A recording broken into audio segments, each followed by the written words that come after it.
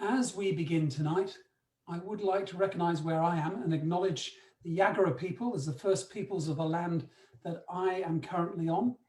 I acknowledge their continued survival and their spiritual connection with country and the surrounding land, sky, and water and sea, and pay their respects to their elders past, present, and emerging. And I encourage you, maybe in the chat, to maybe just note down who you acknowledge and where you are this night. And as we begin tonight, I would like to begin with prayer and offer this prayer for the time that we share together. Loving God, you are with us at all times and in all places. As we gather together now, as evening draws in and indeed morning blossoms, bless us in this time together. Help us to listen with eagerness and to ignore distractions around us, so that we might be truly aware of your presence among us. Bless those who will present this night and each of us as we participate. We ask this, acknowledging your love and presence now and always. Amen.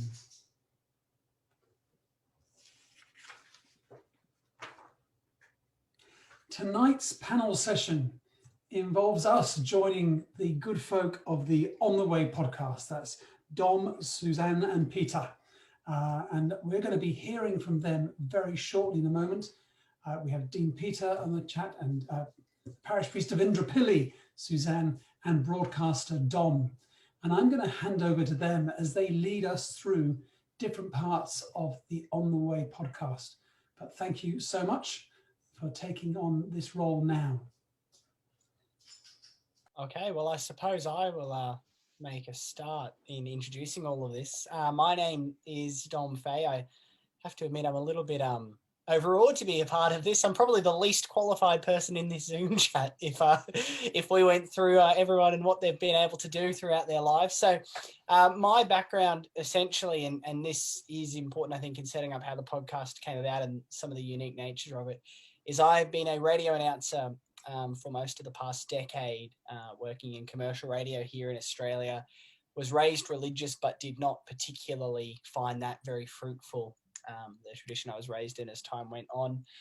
And I have a Bachelor of Journalism, and that sort of is the extent of my training. And I happened to come across Peter Catt, the very Reverend Dr. Peter Catt, I should say in this format, and Reverend Sue Grimmett as well. And look, the story of how this podcast came together, the three of us hosting conversations about life, faith, and meaning over the past 4 years is a very interesting one. And I might get Peter to tell the first bit of it, and then I'll have Sue, if she's able to chime in at the part where she joins in. Because initially, Peter, it was you and I who knew each other through a Lutheran church event I invited you to about 6 or 7 years ago now, and stayed in touch. And that's sort of where the journey began in terms of this podcast. It is, and when you sent me the invitation to join your cafe church to talk about refugees and marriage equality and various other things, I thought I was being set up for a lynching. But always being an adventurous soul, I accepted an invitation from this bright young thing who said, "Would you come and talk to our cafe church about these issues?" And I did, and we discovered that we were very much on the same wavelength about a whole heap of things. And several months later, Dom called into my office and said that he was willing to use his skill as a broadcaster to help the work of the cathedral. And I'd had a conversation with Sue less than an hour before about setting up a podcast. And so I literally walked Dom down the corridor and said, "Sue, this is Dom. Dom, this is Sue. You need to talk." Yeah, it was a fabulous meeting. And I think what had happened before is that I was so conscious all the time that I got to have these wonderful, rich conversations with Peter. and we'd have quite lengthy conversations of about an hour, and spend our time doing some theological reflection together. And yet when we came to, he'd preach great sermons, but we try to keep the sermons because it's a different genre, isn't it? And when you're preaching a sermon, you have about 10 minutes, and you don't go on this rambling journey through exploring our context and how our context is meeting big theological ideas. You just don't have space for all of it. And you'd be doing all the people who come to church on Sundays a disservice if you tried to cram all of that in. And so I'd been saying, but I was aware that people were missing out. There was some conversations there that were so rich, and that I was getting to hear them, and other people should too. So I've been saying, we really need to start a podcast. So Dom just walking in, I'd actually that night, the night just before, I'd gone, this is ridiculous, I just need to try something. And I'd gone online and bought all this radio equipment. Unfortunately, I say the Holy Spirit must have been out by a day or so, because Dom came in with all of his flash equipment. But that was, the conversation was kind of swirling around in the ether, and it was the right thing for the right time, I think.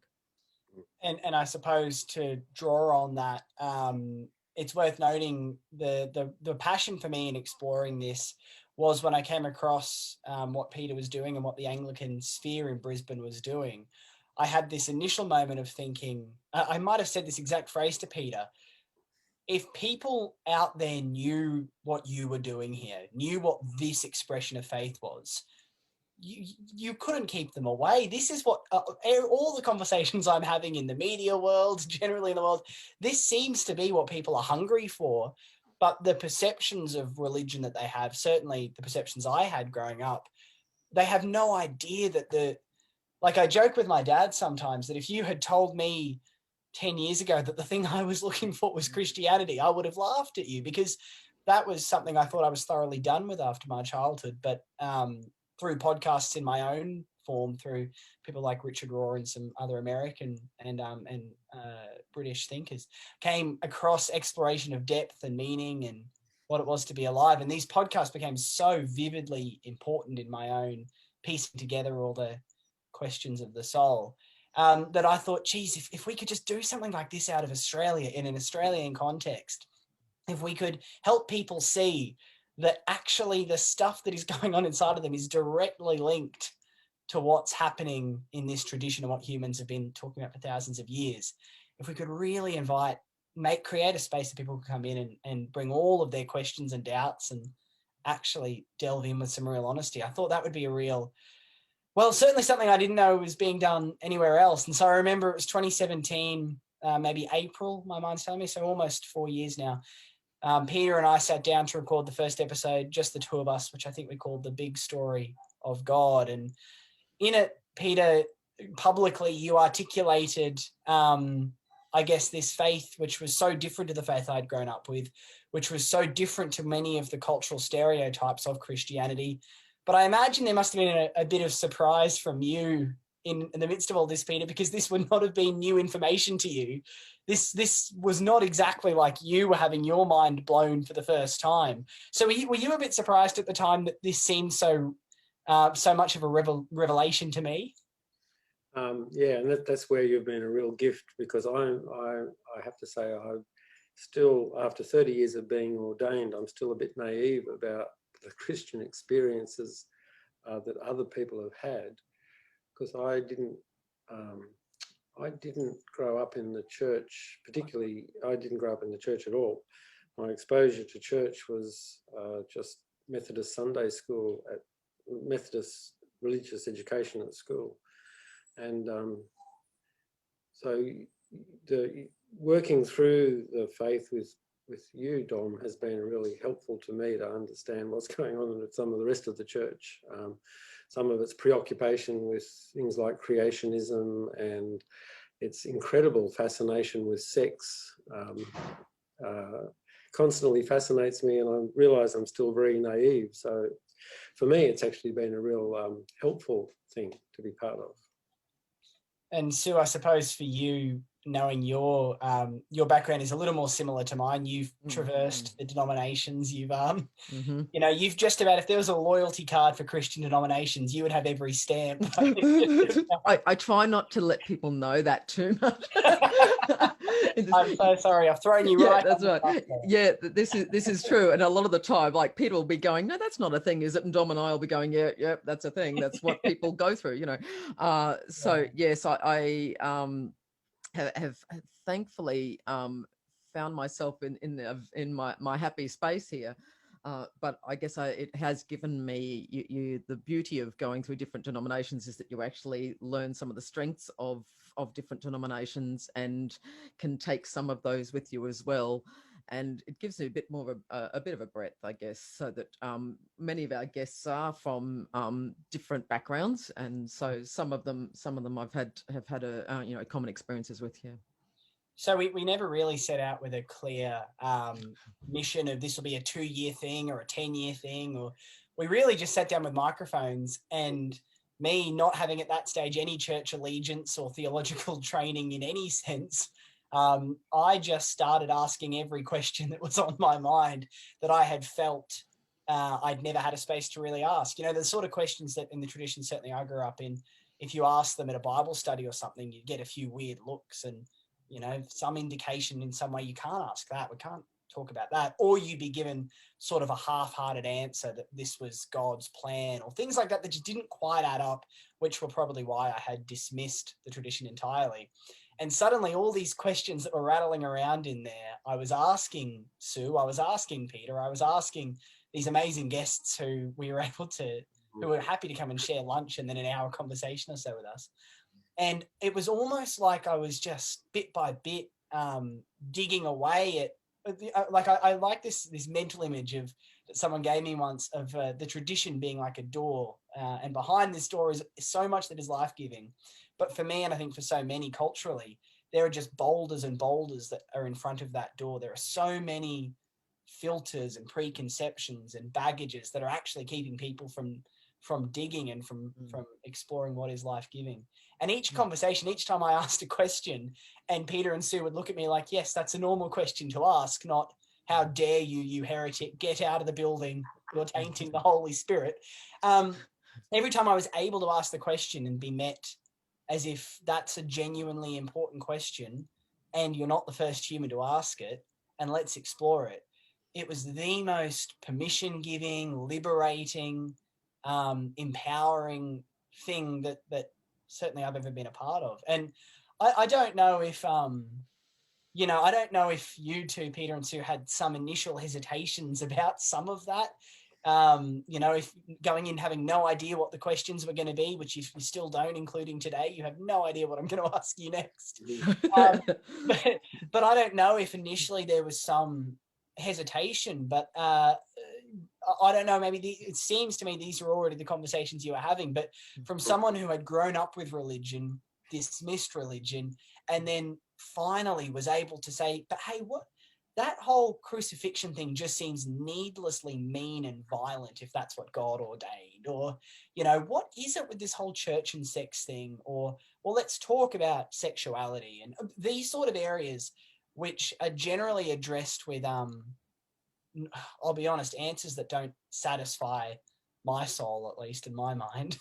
Finally, there was a space to ask them.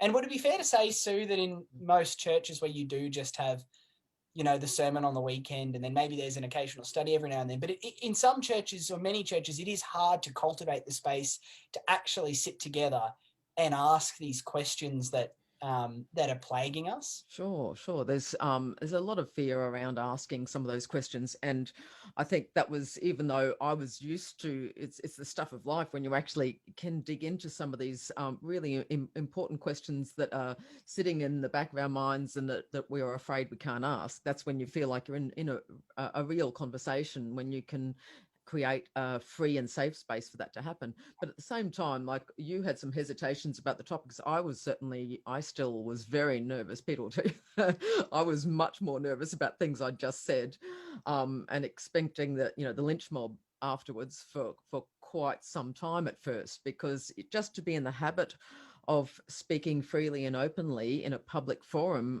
is not the usual, hadn't been my experience in the church. What would your perspective on that be, Peter? Well, the conversations we certainly were having with, well, I was having with you, Dom, were the conversations that I enjoy having with seekers. One of the things I learned maybe 20 years ago through the catechumenal process was that, you know, each person who walks into the church brings riches with them, an experience of God that will enrich the church and me. So I always find it a huge privilege to sit with people and hear their story and to take their questions seriously, and to do what Rilke asks us to do and to live into the questions rather than simply trying to find a quick answer to the questions. Because sometimes people are asking questions that I've been pondering on for many years myself, and to be able to say to a seeker, that is a really good question and I don't have a pat answer for it, but let's go on a journey together and explore where this question might take us, is a really sacred experience, life-giving experience. You know, for me, I never find it boring talking to people about faith and their faith experience and their encounters with the divine and trying to make sense of their lives and doing some meaning making. You know, narrative theology is my absolute passion, and for that passion to be nurtured, we have to have people telling their stories. And I think it'd be probably fair to say, picking up the thread of my own story a little bit, I had spent my life dreaming of being a radio announcer. I had finally, at the start of 2017, after many years of working for free, been given a full-time job doing a national late night show here in Australia.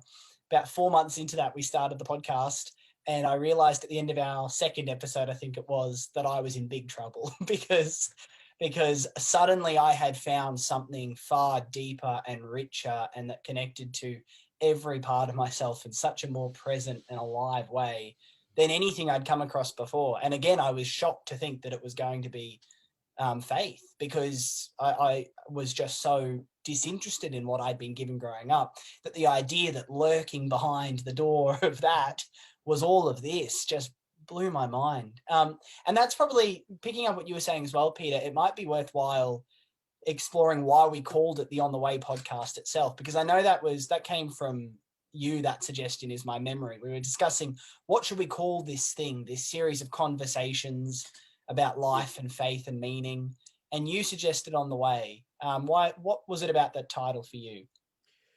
Well, it was picking up on the early church's first description of the Christians, that they were called followers of the way, and it amplifies the idea that we are on a journey of discovery, and that it's an evolving, that we are evolving, our understanding of the faith is evolving, our appreciation of God is evolving, and if you're on the way to somewhere, you have to be moving, and things will change, perceptions will change as you move through different parts of landscape. And so it was to acknowledge the fact that we were actually exploring faith rather than delivering the faith. Yeah, I think that was really helpful to me, was to see someone like you, Peter, and you know, I'll be honest enough to say that I did and do hold you on something of a pedestal in my own life, but to see somebody like you with all you've done talking about being on the way was such an invitation to this egotistical 24-year-old at the time who just wanted to feel worth something, to see that this path was a constant journey, and that actually holding and possessing the thing was not the aim of it, was so life-giving. And so we went on to record roughly, I mean, the schedule's changed every now and then, but roughly monthly episodes over the past 4 years. And through those 4 years, we've been so fortunate to have amazing guests. Occasionally, Sue and I have headed to the Byron Bay Writers Festival and recorded with some amazing guests down there. We recorded with William Paul Young, the author of The Shack, in the cinemas near my place, because he was here promoting a movie, and they said you can have an hour with him if you can get here at 5 o'clock in the cinema boardroom. So we sat up and recorded there. Peter and I recorded with James Allison in a I don't remember where that was, Peter. It was somewhere in Paddington in Brisbane. Yeah. Yeah, so that was a really special experience as well. So it's turned into this almost adventure where every few weeks a group message would go around between the three of us saying something along the lines of, "What about this person?" And then that creates this, this whole few weeks of delving into their work, of coming across this new idea. And I feel like it's been the best empowering education that I could have possibly hoped for. I mean, it's no understatement to say that the process of being part of this podcast has altered my entire life direction. I left the radio show I was doing a couple of years later.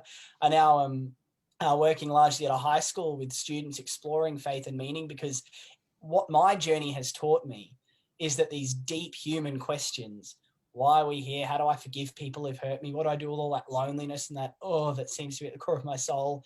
These are as relevant as ever. And most young people, just like me, have absolutely no idea of the life that is living within this tradition. And so it was such a game changer for me. It was such a mind-blowing moment to know that this is there. So it's been so important in my life. And it's been a real treat to be able to share the time with Sue and Peter as well. I thought I would just ask you both, over the course of the 4 years we've been doing this, for one particular episode that comes to mind that we've done, and something about that episode that stands out to you that you think maybe it was able to open. I might start with you, Sue. What episode? Okay, I did my. I was trying to think of one before, but I think I'll have to name a couple. You mentioned going down to the Byron Writers Festival. Going down to Byron meant that we got to interview Bruce Pascoe and Jess Hill, and they were two examples of how you sometimes you need to go outside the four walls of the church to actually enter into a dialogue that can then open up our own dialogue, that can then say, well, how is this intersecting the life of faith? And they were two that I think I still return to now in exploring how we as church are responding to colonization, how we are unpacking our own complicit state of with colonization as church, and listening to Jess Hill, who has done more research than any of us could have done into domestic violence. So you actually have someone like that who can then speak and open up the dialogue in new ways. But I guess in terms of something that the one that I would highlight as standing out for different reasons is actually one that the three of us did together. It's one called the Cruciform Pattern. That one, and here's the advantage of knowing each other well and trusting one another. The church, everything that we do is bound and founded on relationships. And I think the fact that we know one another well and trust each other, we can have this sort of conversation. And the Cruciform Pattern is one that's actually saying, where does that journey to the cross, to Holy Saturday, to the empty tomb on Easter Sunday, how does that actually happen in my own life? How does that happen corporately in our communal lives? Where do we see it now, and how is it transforming us? And I think it's because it's at the heart of our faith. To me, it stands out as it was a vulnerable episode, but also it's the one that I often get feedback from people that it was profoundly meaningful to them in terms of a breakthrough in their faith. Yeah.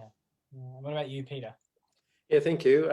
Of course, you gave us advance notice. I've got two as well, and one of them is the same one as Sue just picked, the Cruciform Pattern, and that it's the one that many people do come back to, and I think it was because we actually took the rich tradition of the church and said, this is not just a whole bunch of liturgies that we do, but it actually reflects the way our lives are. We all know what it is to be in Holy Saturday and to take Holy Saturday seriously. We all know what Maundy Thursday in our life. Maundy Thursday is part of our life. Good Friday is part of our life. Palm Sunday is part of our life. Easter is part of our life, and learning to see that pattern playing out in our lives helps us make meaning of our lives. And so there are many people that still want to talk to me about the cruciform pattern, because, and for me, the beautiful thing about it was it just showed how the riches of the tradition,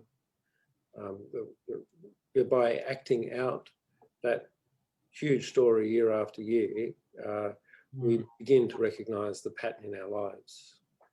And it gives us the consolation of knowing that Good Friday and Holy Saturday always give way to resurrection.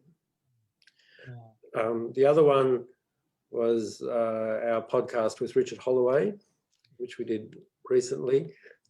And it's because Richard, because he's so brutally and fantastically honest and asks the questions, you know, he won't allow himself to be gaslighted by the tradition or the way the tradition gets used. And for him to ask to write that great book that he wrote after he thought he'd written his last book, he thought Waiting for the Last Bus would be his last book because he was getting old and thought he was just waiting for the last bus to pull up and take him off.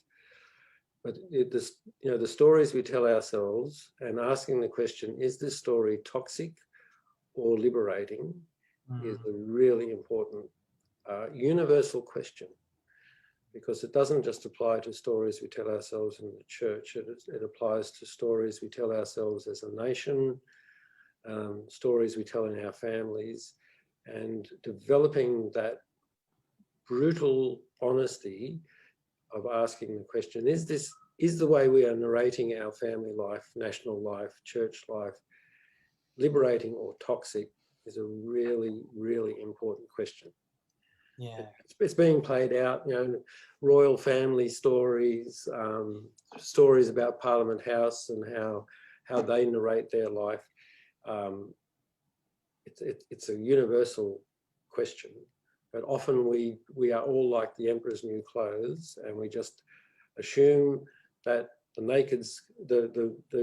emperor is clothed because the emperor tells us he's clothed. And people like Richard Holloway play the role of the little child who say, look, the emperor's got no clothes on. yeah. He asks us to do that with our church life, our personal life.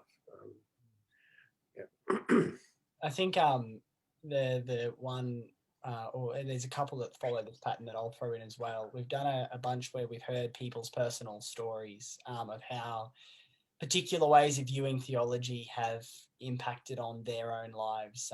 One that comes to mind is Chris Chabbs, who is a public advocate now against gay conversion therapy. He was on the SBS show Christians Like Us.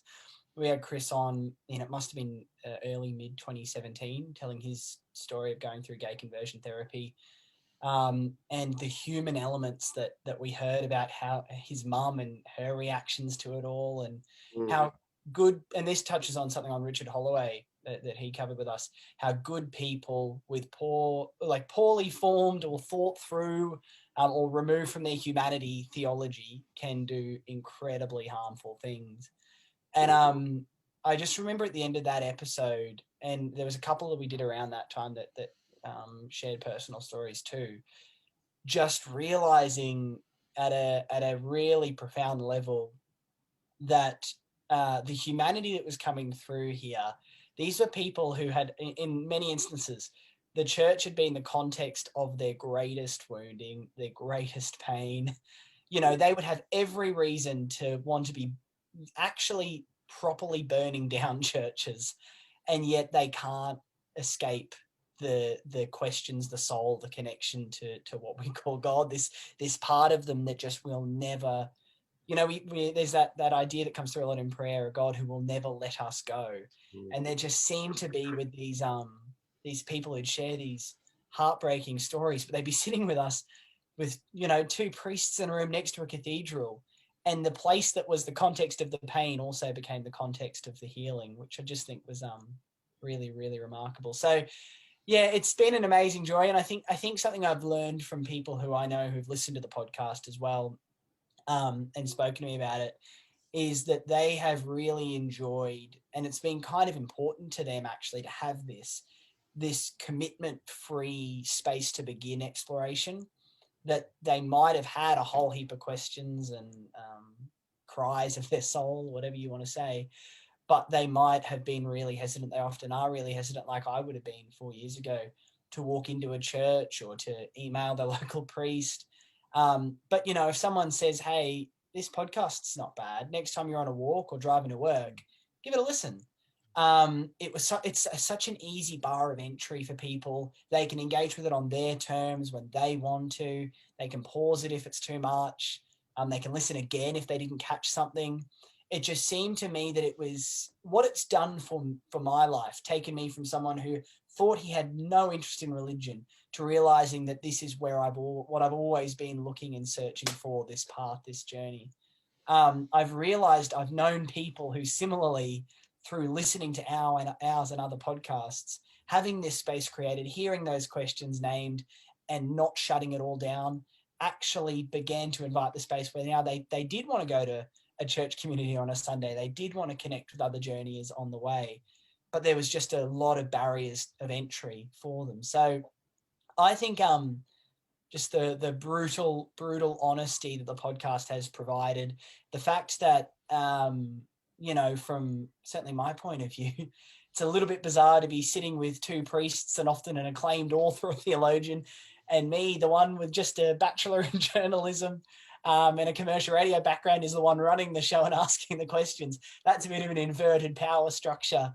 I certainly know before this podcast, I would never have felt confident or comfortable enough in a church context to go up to the leader of the faith community and ask these questions. I would have always thought, oh, they're going to say you can't ask that, or they're going to act like I don't know what I'm talking about, or maybe even be offended. Maybe there is something deeply wrong with me that I'm asking this question and no one else here is.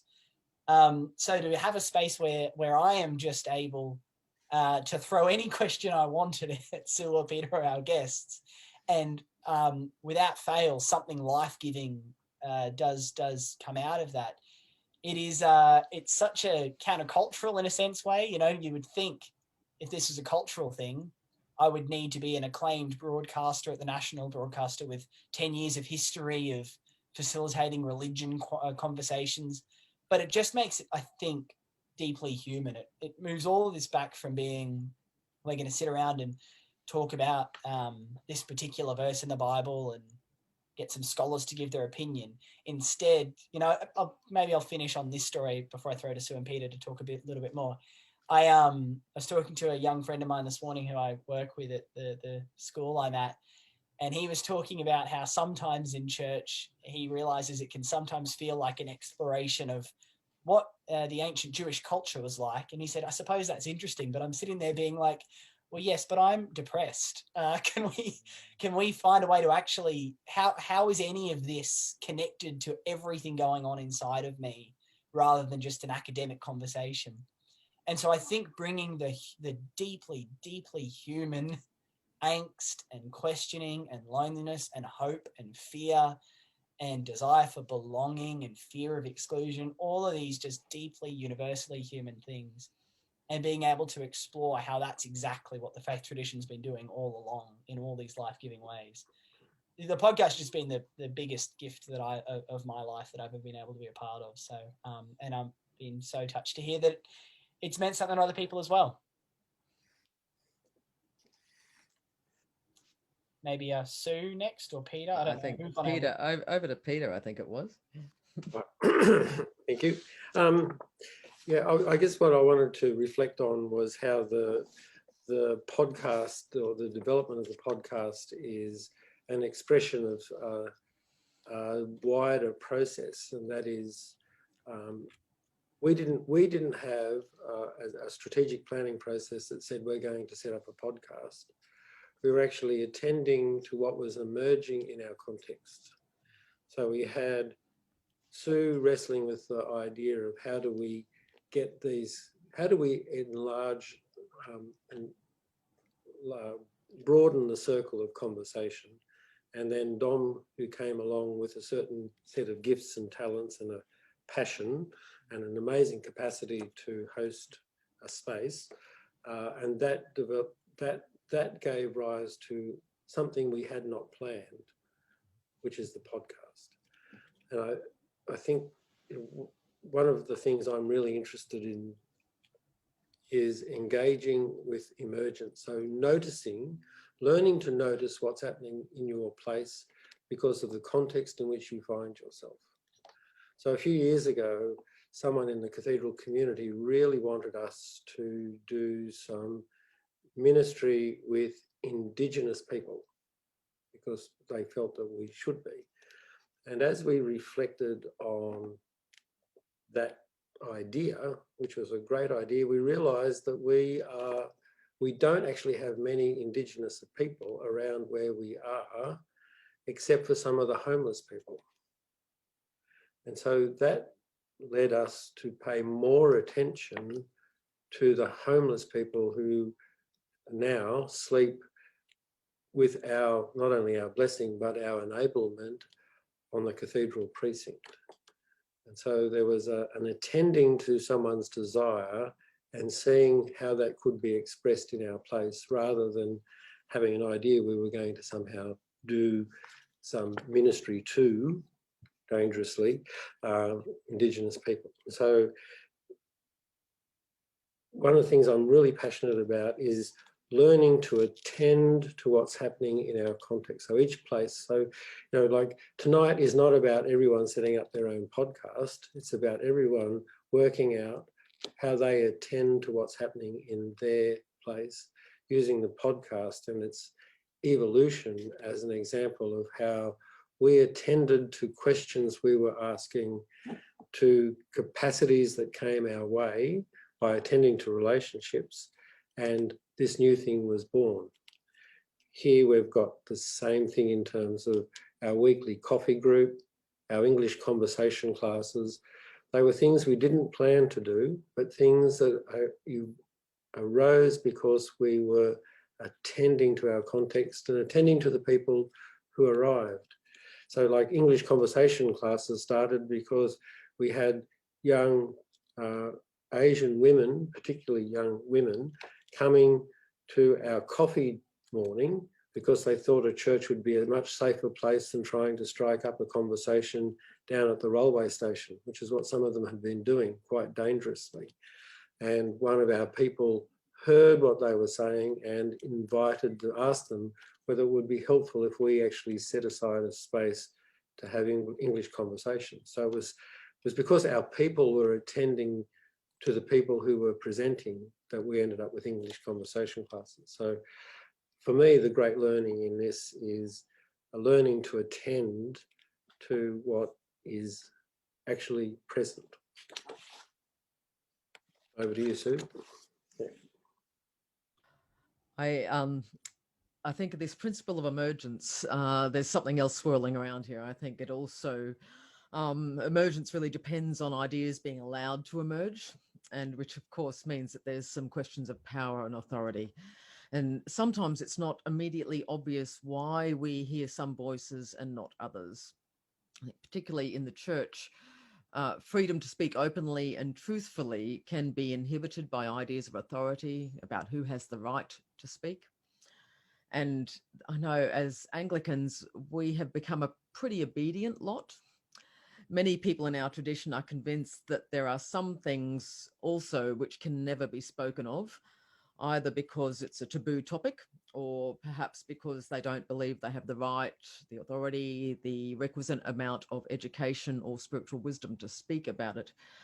And I think it's one of the reasons why I love Dom will often say, invoke the putting it in layman's terms and make the joke that he is the layman.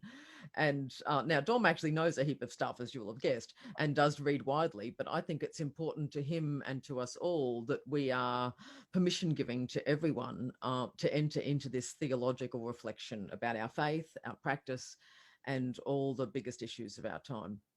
And I think it's also the call on our life as the baptized, which Peter often reminds us is the first and most important order of ministry.